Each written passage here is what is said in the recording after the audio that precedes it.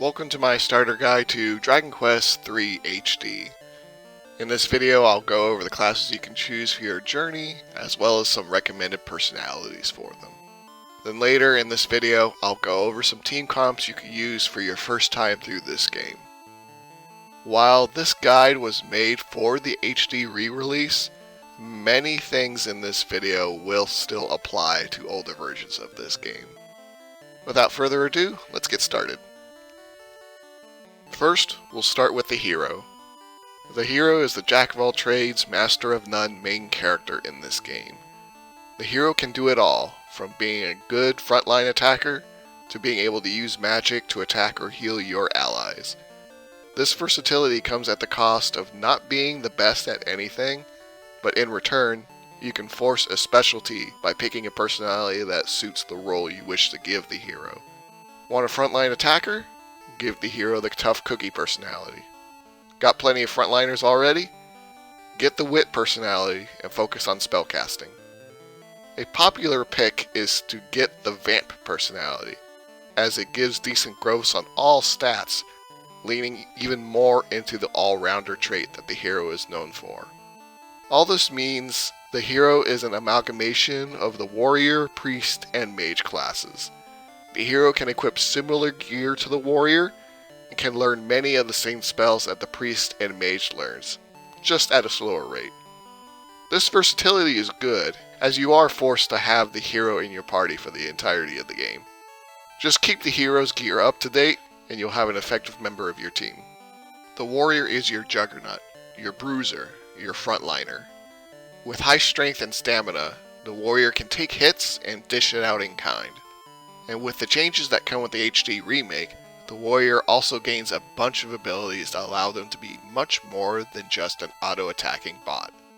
They can redirect attacks to themselves, really fulfilling the tank role, and use different attacking abilities to do increased physical damage to a single target or attack all enemies. Having a warrior is great for any team comp. You can never go wrong with a warrior. However, the two things to note are the lack of agility and the gold cost. The warrior is the slowest class in the game and will be attacking last in any encounter. This means that monsters will attack the party long before the warrior gets to act. If the warrior is attacked, that's great. They can mitigate the damage very well, and their high HP means that even magic and breath attacks will tickle them. But that won't always be the case, so prepare for your party to take some damage with every battle. And then there is the gold cost. A warrior heavily relies on their gear being up to date to perform at their best, and buying gear at the shops will cost you, as gold is not easy to come by in this game.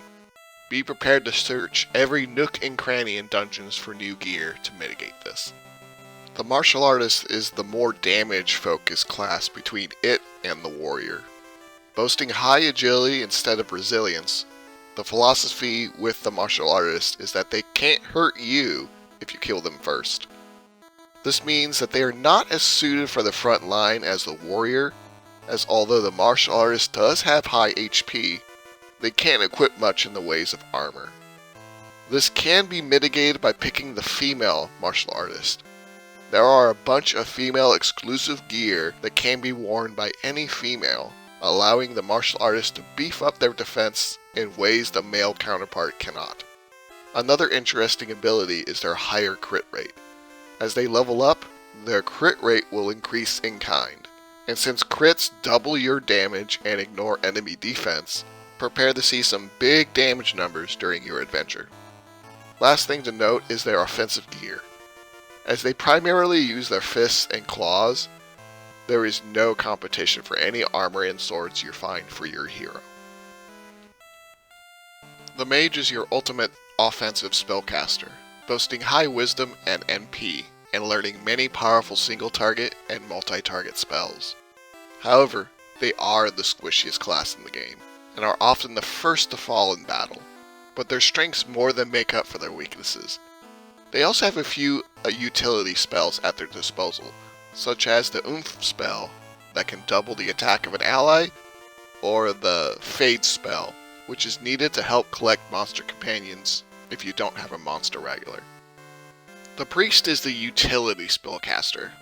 While they do have a couple of offensive spells, they are primarily your healer and supporter. They also boast okay stats in terms of HP, strength, and defense. This is helped by the fact they can equip some decent gear. While they can't gear up like the warrior, the options they do have means they can take a hit or two and not die instantly. Which is good, as a dead healer means the rest of your party will likely follow. So with that, you can either get a personality that gets a lot of wisdom to sustain in long battles, or go for a personality that bulks up the priest, enabling them to survive better. Either way, any team comp benefits from having a priest. This is where we start looking at some of the utility-based oddball classes. The merchant is, stat-wise, kind of like a mini warrior, boasting a stat growth similar to one. They can't equip all the same gear as warrior, but their options are better than the spellcaster classes. They are also the only class that can equip the abacus line of weapons, few as they are. So in this case, I would recommend a personality that strengthens their frontline capabilities by focusing on stamina and strength. Their utility comes in the form of money.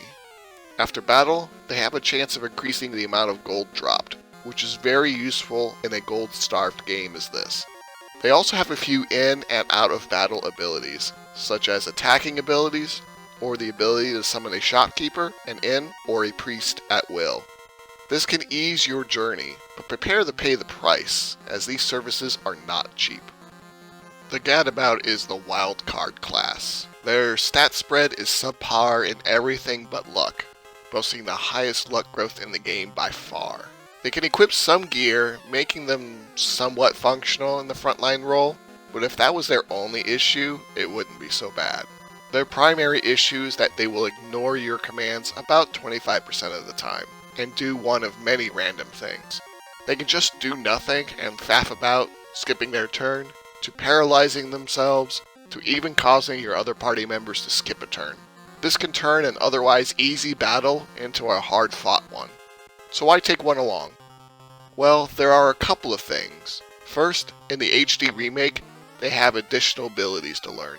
They can slap a party member, curing them of paralysis, sleep, or confusion. They do have an AoE attack.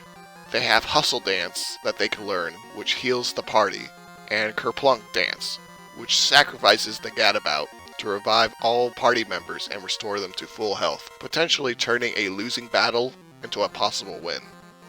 But the main reason is that a Gadabout is the only class that can class change into a Sage for free. The Sage is a class I will talk about later, but that is the main draw for suffering with a Gadabout for the early game. One last thing to note is that they can learn an ability called Channel Anger, which increases the attack power of your spells. This is clearly an added incentive the devs added to this game to continue leveling a Gadabout well beyond 20. But is it worth it? That's a call you have to make. The Thief is a class first introduced in the Super Famicom remake of Dragon Quest III. They boast the highest agility stat, making sure they attack first in every battle. However, their low HP stat means they are not suited for the front lines. Their utility is all about treasure. They can sniff out treasure in an area, letting you know how many treasures are in a floor, and have these treasures glow on screen to find them easily. This is very helpful as some great items are found this way. Another utility is an ability called Padfoot, which temporarily decreases the encounter rate of monsters. In terms of equipment, you will primarily equip whips on them, only switching to stronger single-target weapons during boss fights. As for defensive gear, there isn't a whole lot they can use, making them pretty squishy. And besides just treasure hunting, they have abilities that can cause status effects, such as sleep, paralysis, and confusion. They may not hit hard, but their utility makes them pretty useful. One last thing to note is their ability to steal an item after the battle is over. It's effectively a second chance to get an item drop from a battle, and it's the best way to farm stat seeds for the post-game. The Sage is the only class you can't start with. Instead, you must class change someone into it after reaching level 20. And unless you are a Gadabout, you also require an item called the Words of Wisdom, which will be consumed in the process. Now, what is a Sage? The Sage is a combination of a priest and a mage, able to learn all the same spells that they can learn, while also being able to equip some good equipment, allowing them to have much better survivability and to attack physically. To be able to combine the utility and abilities into a single unit allows a wider range of team comps, making the Sage a valuable and limited class to have. As for a Sage's stats, it's hard to narrow down, as class changing will always give them additional stats that a fresh class wouldn't have. But the stat spread seems to be well balanced, like the hero, with a focus on more wisdom than strength. This is a class that makes using a Gadabout worth it, as all team comps benefit from having such a wide-ranging class fulfill many roles at once. The Monster Wrangler is the newest class introduced in the HD remake. They are tied to the updated Monster Arena minigame, where you collect friendly monsters for the arena. The Monster Wrangler is unique in that not only do they learn abilities by leveling, they also learn by collecting monsters, while also strengthening these abilities depending on the amount you collected. This makes it very important to be vigilant when it comes to finding these monsters, as the payoff is very worth it. While the stat spread of a Monster Wrangler is nothing that stands out, it's the abilities that make this class worth having. Considered by many to be the most overpowered class in this game, it all comes down to two abilities, Monster Pylon and Wild Side. Monster Pylon does damage 4 times, with the damage output depending on the amount of monsters you've collected. With enough monsters, you could do upwards of 600 damage to a single target, which seems to bypass a monster's defense, with only metal slimes being the exception. And if that wasn't all, the ability Wild Side grants a temporary buff that repeats an action the caster takes. This, combined with Monster Pylon, does insane damage that's only seen in the post-game, but can be done easily with little setup. This makes the class very valuable to class change into and out of, just for these two abilities alone. And now, with all the classes out of the way, I'll show a few team comps that you can use on your adventure.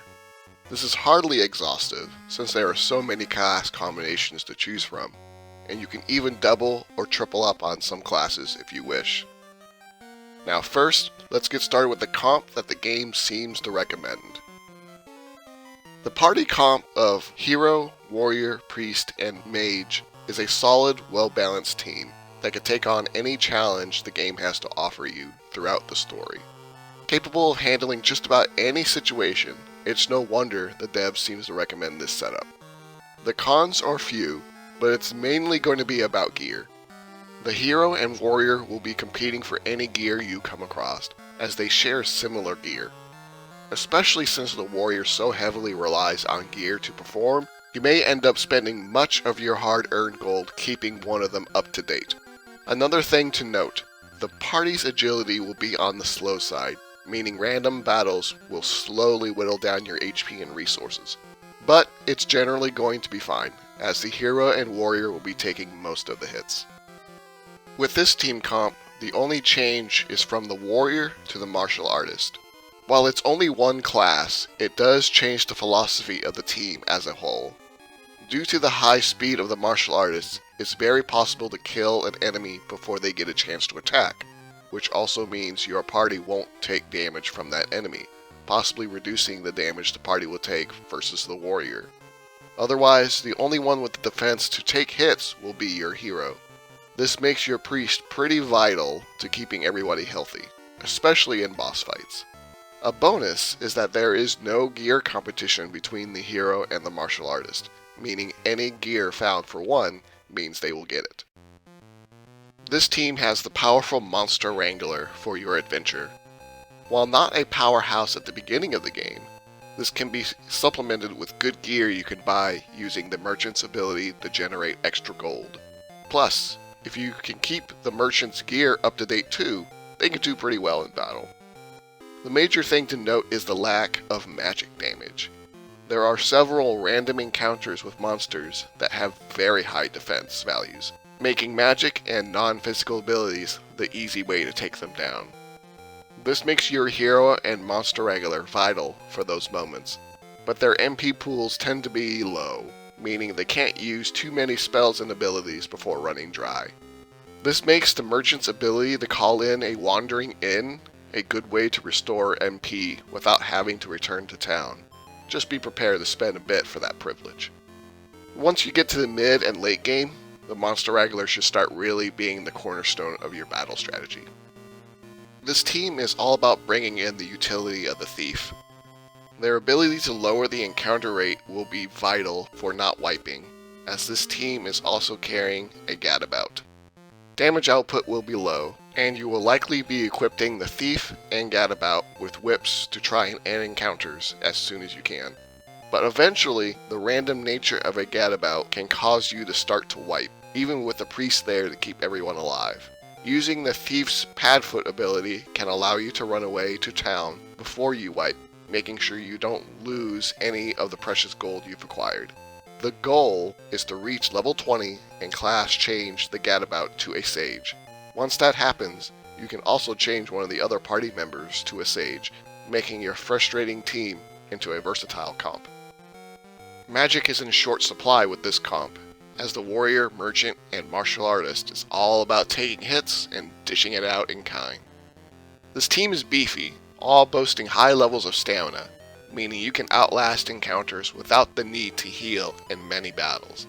However, in return, your only source of healing will be your hero and healing items. With that, I recommend your hero having the wit personality to give the hero a much higher MP pool. With that, you can use the hero's offensive and healing spells a lot more liberally. The wit personality will also not greatly negatively affect the hero's other stats, meaning they can also contribute to the physical onslaught. Also, prepare to be broke, as now you're gearing classes that really want up-to-date gear, while also needing a steady supply of herbs to keep going. The merchant will help mitigate this somewhat, but money will be short. Last comp on the list is a magic-focused one. Having 3 squishy classes means that death may be common, so having your hero gain the tough cookie personality will give them as much HP as possible, making them the primary frontliner for your team. To also help, make sure your Gadabout is well armored up, as the second person on the team will also be soaking up quite a few hits. Monster encounters should be quick, as you'll want to AoE them down quickly with spells. Once you reach level 20, you can change both the Gadabout and the priest into sages, giving you a team comp that can devastate random encounters with their magic. Having 2 sages also means you can equip them with some good armor, greatly increasing their survivability. With this, you should be ready to tackle this amazing game. Happy adventuring, and good luck defeating the Demon Lord.